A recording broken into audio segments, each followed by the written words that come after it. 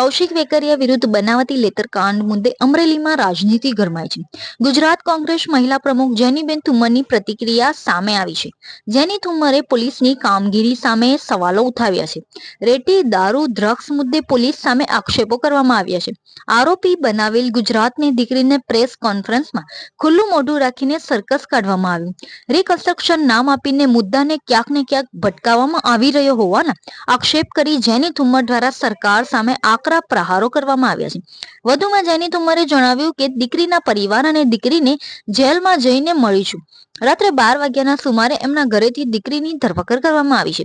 આવો જ એક પત્રિકાકાંડ સુરતમાં થયો ત્યારે લેટર ટાઈપ કરવાવાળા આરોપીને તમે સાક્ષીમાં રાખ્યા, ત્યારે અમરેલીમાં આરોપી કેમ? એવા પ્રશ્નો જેની ઠુમ્મર દ્વારા કરવામાં આવી રહ્યા છે.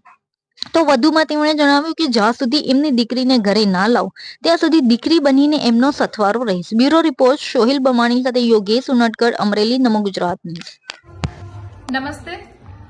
આજે અમરેલી ખાતે જે પત્રકાંડનો આખા ગુજરાતમાં વાતાવરણ એના મુદ્દે ગરમાયું છે, ત્યારે આજે સવારથી આ કાંડમાં જે પ્રમાણે દીકરી સાથે રિકન્સ્ટ્રક્શનના નામે અત્યાર સુધી આ વર્ડ નહોતો, પણ આજે અચાનક કારણ કે એટલો બધો વિરોધ આખા ગુજરાતમાં ભભૂકી ઉઠ્યો છે, ત્યારે રિકન્સ્ટ્રક્શન નામ આપીને મુદ્દાને ક્યાંક ભટકાવવાનો પ્રયત્ન કરવામાં આવી રહ્યો છે. ત્યારે સવારથી લઈને દીકરીના પરિવાર અને દીકરીને પણ જેલમાં જઈને હું પોતે મળી છું.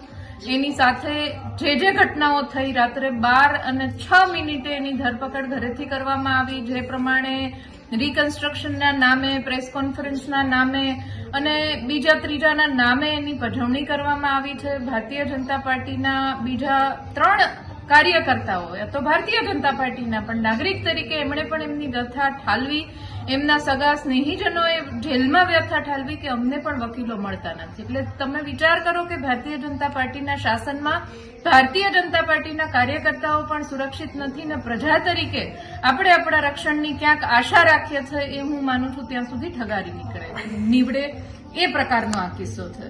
કોઈ પણ રાજકારણની વાત નથી કરવી એટલા માટે કે જ્યારે દીકરીની વાત આવે, મહિલાની વાત આવે, ત્યારે આ સંવેદનશીલ મુદ્દો કહેવાય અને એના સાથે જો આ રીતનું અરમાયું વર્તન થતું હોય અને કથની અને કરણીમાં ફરક. માનનીય હર્ષભાઈ ગૃહમંત્રીને પૂછવા માંગુ છું કે આવો જ એક પત્રિકાકાંડ સુરતમાં થયો ત્યારે આ જ પ્રકારે જેને 182 ધારાસભ્યોને પત્ર લખીને મોકલ્યા હતા, ત્યારે એનો લેટર ટાઈપ કરવાવાળું વ્યક્તિ હતી, એને તમે આરોપીના બદલે સાક્ષીમાં રાખ્યા હતા. અને અમરેલીમાં એ જ પ્રકારની આ કિસ્સો છે, ત્યારે તમે એને આરોપીમાં રાખ્યું છે. એટલે આવા ડબલ સ્ટાન્ડર્ડ પોલીસના કેમ?